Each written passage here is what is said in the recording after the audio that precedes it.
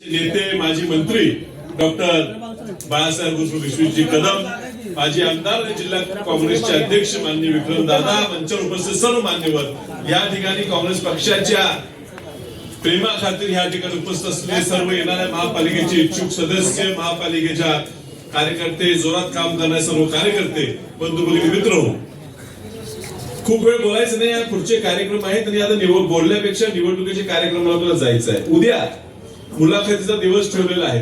आपल्या प्रत्येक इच्छुक उमेदवाराला वाटते की आपण सोबत आपल्या सर्व कार्यकर्त्यांना घेऊन यावं, पण सगळ्यांना मी विनंती करतो, उद्या बैठक मुलाखतीची आहे. फक्त मुलाखत ही उमेदवाराचीच घेतली जाईल आणि पहिल्यांदा ही आपण नवीन प्रकार पद्धत करतोय की दोन्ही प्रमुख पक्ष आणि जमलं तर इतर सहयोगी पक्षांना एकत्रित मुलाखतीचा कार्यक्रम उद्या होणार आहे. जे इच्छुक आहेत त्यांनी अध्यक्षांशी संपर्क साधून कुठे आणि किती वाजता उद्या यायची याची माहिती घ्यावी. एक संघपणे आपण या ठिकाणी जातोय, कारण जी जातीयवादी शक्ती या महाराष्ट्रात आता राज्य करते, देशावर राज्य करते, त्याला पराभूत करायची जबाबदारी, देशात पराभूत करायची जबाबदारी, राज्यात पराभूत करायची जबाबदारी ही आपल्यावर आहे. सुरुवात सांगलीने केली पाहिजे. स्वातंत्र्य लढाई वसंतदादांनी सुरुवात केली, देश स्वतंत्र झाला. ह्या भाजपपासून स्वतंत्र ह्या देशाला करायचं असलं तर सांगलीतनं ही मशाल पेटली पाहिजे.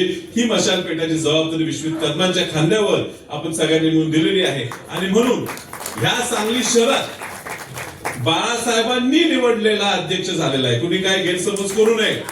कुणाचा असते पेपरला कधी कधी बातम्या ह्याची त्याची काही झालेलं नाही.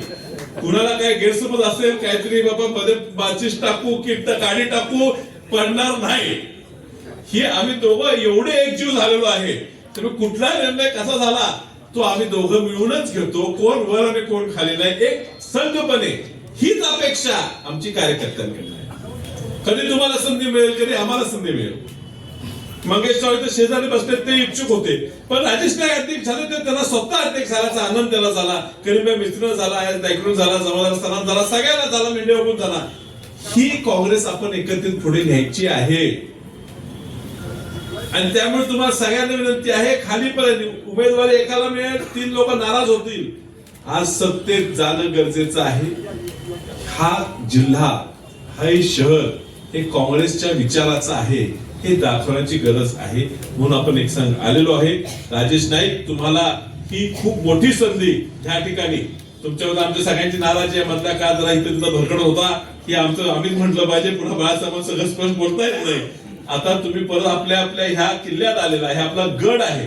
हा खन भागात आपली काँग्रेस कमिटी आहे, तुम्ही ह्या भागातले आहात आणि ही आपला बालेकिल्ला आहे आणि त्यामुळे ह्या बालेकिल्ल्यात तुम्ही बसून ह्या महापालिकेवर झेंडा काँग्रेसचा लावायची जबाबदारी तुमच्यावर आहे.